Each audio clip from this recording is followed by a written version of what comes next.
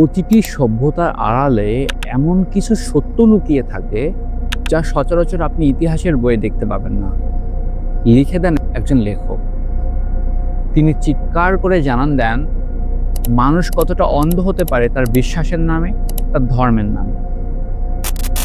আহমেদ স্বাধীনের লেখা অ্যাজটেক সভ্যতায় নরবলি একটি ঐতিহাসিক থ্রিলার, যেখানে তথ্য আর উত্তেজনার এমন একটা মিশেল পাবেন যা একবার পড়া শুরু করলে সহজে থামতে পারবেন না। অ্যাজটেক সভ্যতা বিশ্ব ইতিহাসের একটা বিস্ময়, আবার এক বিভীষিকা। তারা বিশ্বাস করত সূর্যকে জ্বালিয়ে রাখতে হলে দরকার রক্ত, আর সেই রক্ত আসবে মানুষের হৃদয় থেকে। পুরোহিতরা ছুরি চালাতো মানুষের বুকে, মানুষ মরত, আর সমাজ তা দেখত নীরবে, সম্মতিতে। কিন্তু এই প্রথা শুধুমাত্র কি অ্যাজটেকেই সীমাবদ্ধ ছিল? না, পুরো পৃথিবীর আনাচে কানাচে ছড়িয়ে ছিটিয়ে ছিল।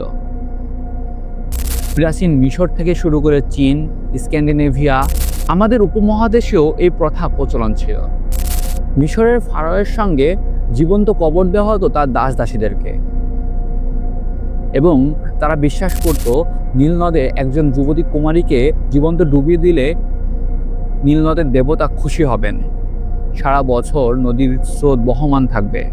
কিন্তু এই প্রচলিত নিয়ম ছিল তাদের কাছে উৎসর্গ, সামাজিক বিধান। আর আমাদের কাছে একটা ভয়ঙ্কর বিভীষিকাময় ইতিহাস।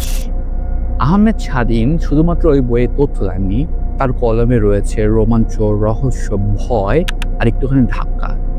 এটি শুধুমাত্র ইতিহাসের বই নয়, এই বই এমন একটি থ্রিলার যা আপনি পড়া শুরু করলে আপনার হাত কাঁপবে, চোখ আটকে থাকবে বইয়ের পাতায়। আপনি যদি ইতিহাস ভালোবাসেন, থ্রিলারে হারিয়ে যেতে চান, তাহলে অ্যাজটেক সভ্যতায় নরবলি হতে পারে আপনার পরবর্তী প্রিয় বই। আর হ্যাঁ, বইটা এখন আপনি চাইলে ফিবোনাকিতেই অর্ডার করতে পারেন, আমাদের এখানে অ্যাভেলেবেল রয়েছে। বিশ্বাস করুন, এমন বই খুব একটা আসে না। পড়ুন, অনুভব করুন, আর নিজেকে জিজ্ঞেস করুন আমরা কি আসলেই সভ্য? তবে হ্যাঁ, ইতিহাস জানাটা শুধু জ্ঞান নয়, একটা দায়ও বটে।